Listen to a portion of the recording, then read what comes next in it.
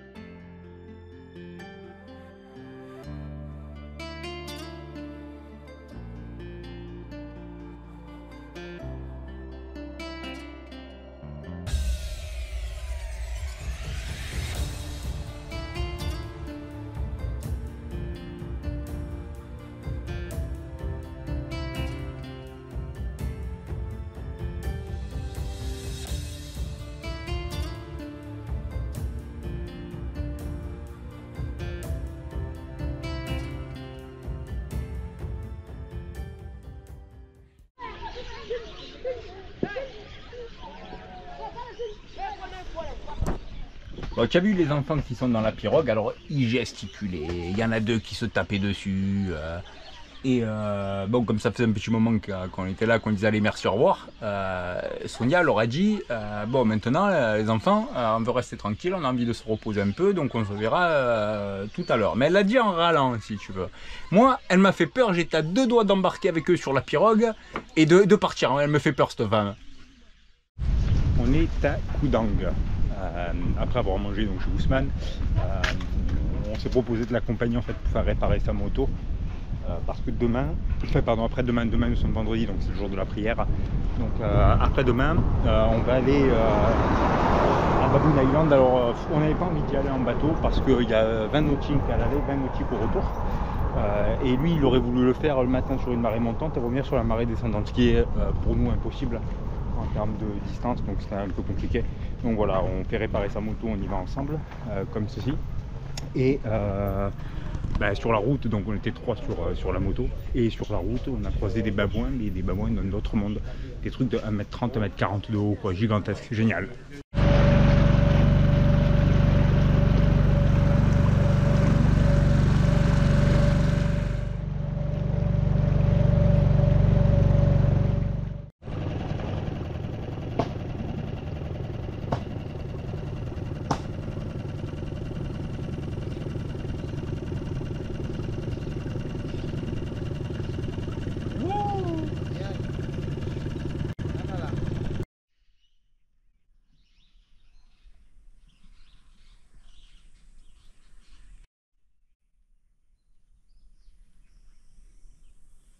Ce que je viens de te montrer là, ce sont des traces d'hippos, mais ils sont pas là, ils sont là pendant la saison des pluies. Il n'y a plus personne sur l'île, y compris les vaches que tu vois derrière, enfin les ébus que tu vois derrière. Donc voilà, ils viennent ici pour manger après.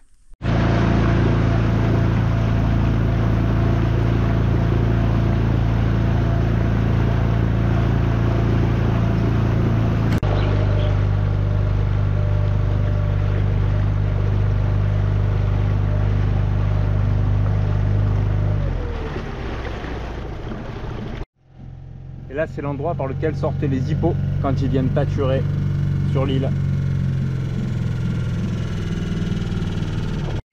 Là, il y a un python qui est dans l'eau. Et un python d'un autre monde. Il doit faire 4 mètres de long.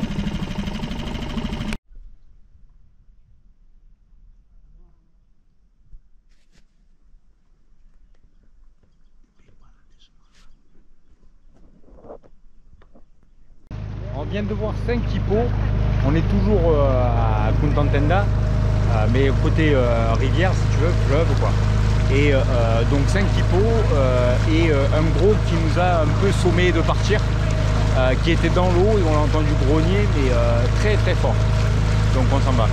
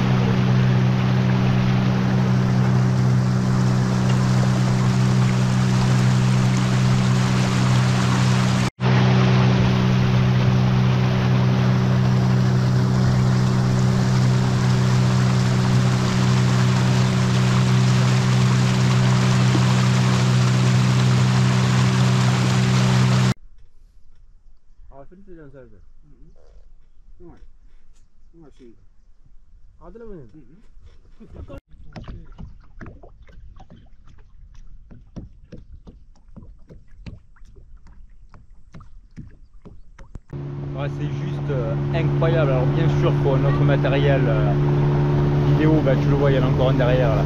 faut un autre matériel pour te montrer ça de plus près. La GoPro, l'Insta, c'est pas adapté, il faut du matériel avec des téléobjectifs, enfin voilà. Mais si tu veux, c'est juste hallucinant de te dire que on est ici, on est sur la rivière, au milieu de la nature. C'est un parc parce que c'est protégé, mais c'est pas un zoo. Donc voir des crocodiles, des hippopotames, des chimpanzés dans leur élément naturel, c'est dingue. C'est la destination la plus dingue que j'ai jamais faite. Donc voilà, c'est assez incroyable. Bon, écoute, on va rentrer sur Banjul parce qu'il fait très chaud. Et je te dirai un petit truc là-bas qui me pèse déjà depuis quelques semaines sur la suite du voyage. Donc voilà, je te l'expliquerai. Allez, pneus crevés. Bon, on a le pneu crevé, la fuite d'huile et plus d'embrayage.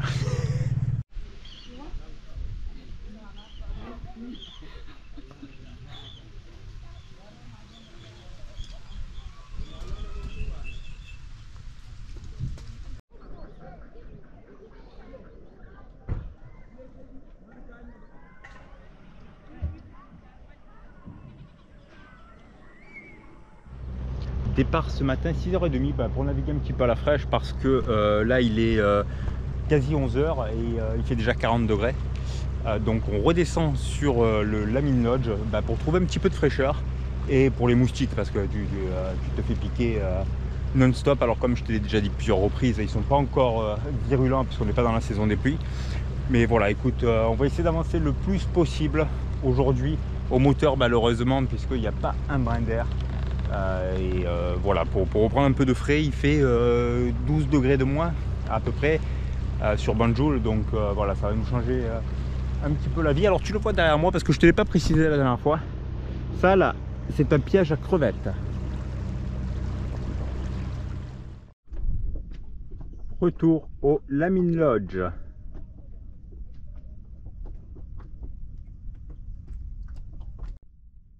Alors nous sommes le 24 mai, nous sommes arrivés le 22 en fin de journée en jouant un petit peu sur les marais.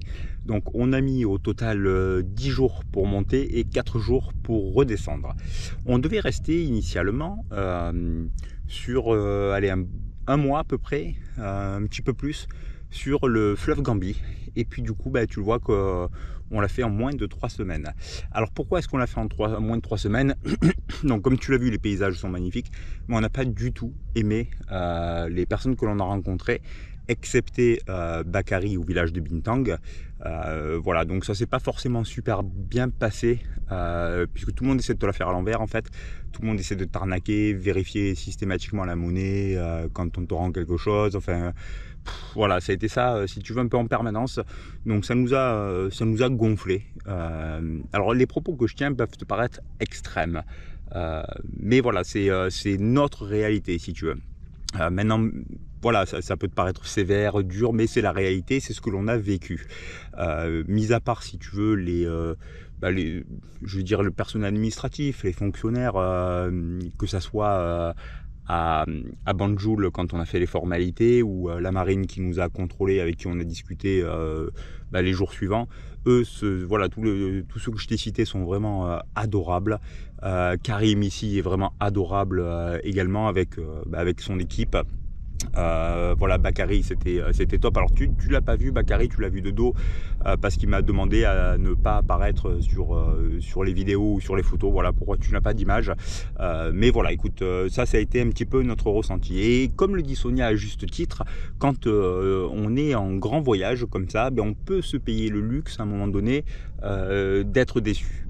Alors déçu, c'est peut-être le terme un peu fort, mais voilà un petit peu notre ressenti. Également, il y a autre chose que je voulais te dire. Je me suis longtemps posé la question, ça fait 3 semaines, un mois, de la suite à donner. Donc la suite à donner, non pas au niveau du voyage, puisque bien entendu le voyage continue, mais voilà, je me suis posé la question de savoir si j'allais continuer la chaîne ou pas. Pourquoi ? Parce que les vidéos font pas forcément beaucoup de vues. Bon, il y a quasi 2000 abonnés à ce jour, mais voilà, ça fait pas forcément énormément de vues. Je ne vais pas dire des vues par rapport à ce à quoi je m'attendais, puisque si tu veux que je te dise, il n'y a pas forcément d'attente. La seule attente que j'ai, c'est que sur certaines choses, voilà, j'aurais aimé avoir un peu plus de retour. Voilà, je préfère être honnête, notamment la vidéo sur les émotions, puisque ça, jamais personne ne l'a traité. La vidéo aujourd'hui, au bout de 3 semaines, fait moins de 800 vues.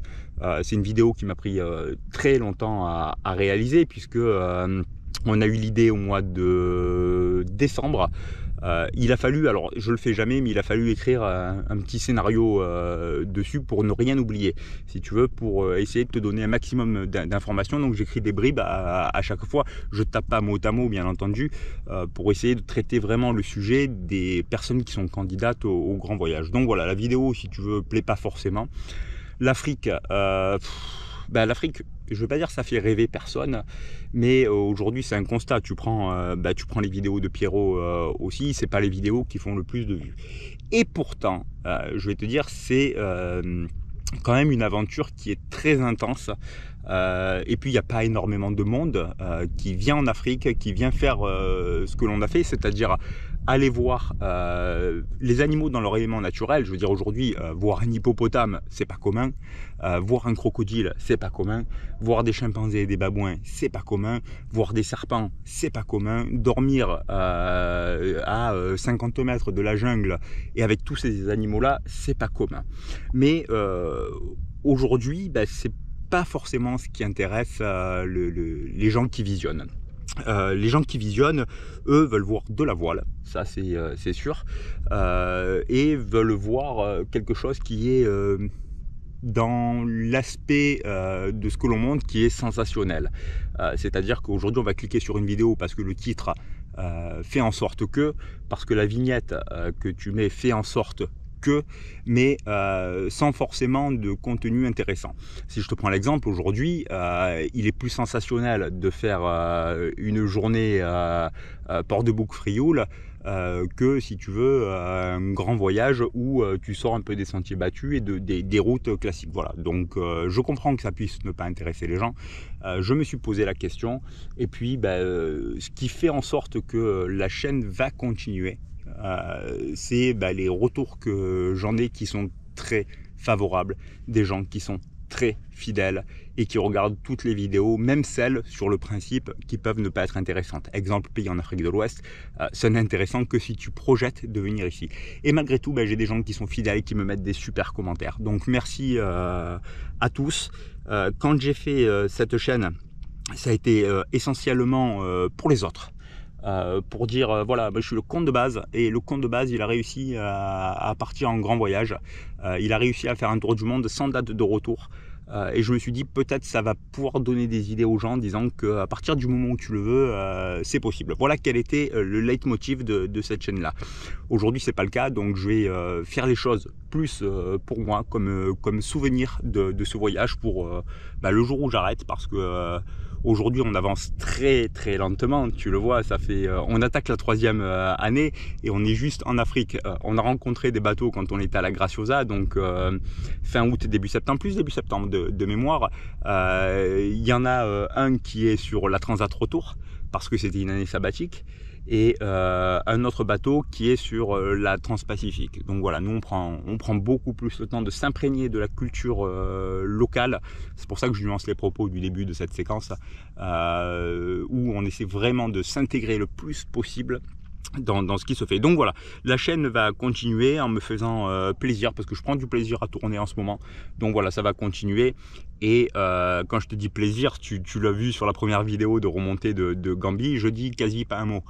C'est que de la musique, pour ces raisons-là. Donc quelle est la suite maintenant, puisque nous sommes le 24 mai. Donc on va laisser le bateau au Lamine Lodge. Là on est sur ancre, mais on va prendre un corps mort par la suite. C'est le même corps mort que sur lequel était Pierrot. Ça c'est Karim qui me l'a dit, parce que tout simplement c'est le plus costaud ici. Et nous on va rentrer un petit peu en Europe, parce que il y a la saison des pluies qui arrive. C'est pas une partie de plaisir. Franchement, prendre de la pluie, de l'humidité où c'est intenable, les moustiques et compagnie, Ben, on n'a pas envie, on a le choix de le faire, donc voilà, on va rentrer en Europe. Déjà, si tu veux, il y a mes parents qui font leurs 20 ans de mariage, donc on va leur faire la surprise. Moi, je lui avais dit non, on rentre pas parce que je veux rester sur le bateau pendant la saison des pluies, si toutefois il y a un souci. Et puis renseignement pris, les corps morts, le gros du moins est assez fiable. Et toutefois si problème, le bateau va aller s'échouer dans la mangrove. Donc autrement dit, rien d'exceptionnel non plus. Et Karim veille tous les jours sur le bateau. Et puis ensuite tu as des vols qui sont assez réguliers. Donc on va rentrer en Europe, un petit peu en France et surtout beaucoup en Espagne. Bien entendu, il n'y aura pas de séquence puisqu'il n'y a rien qui est intéressant pour toi dans tout ça. Voilà un petit peu le programme, puis on reviendra je pense en septembre. Et en septembre, donc on va continuer de préparer le bateau, on va aller par la suite en Casamance, peut-être au Bijagos, pas sûr encore, peut-être on va faire autre chose, mais je t'en parlerai, je ne vais pas te le dévoiler maintenant, mais voilà. Et puis ensuite on va filer sur le continent américain, plus Amérique du Sud. Donc voilà, c'est un peu le programme des prochains mois. Écoute, merci encore pour la fidélité des gens qui me suivent, pour les gentils commentaires et les likes qui mettent, c'est encourageant. Donc encore merci à tous. Et puis on se revoit très bientôt. À plus.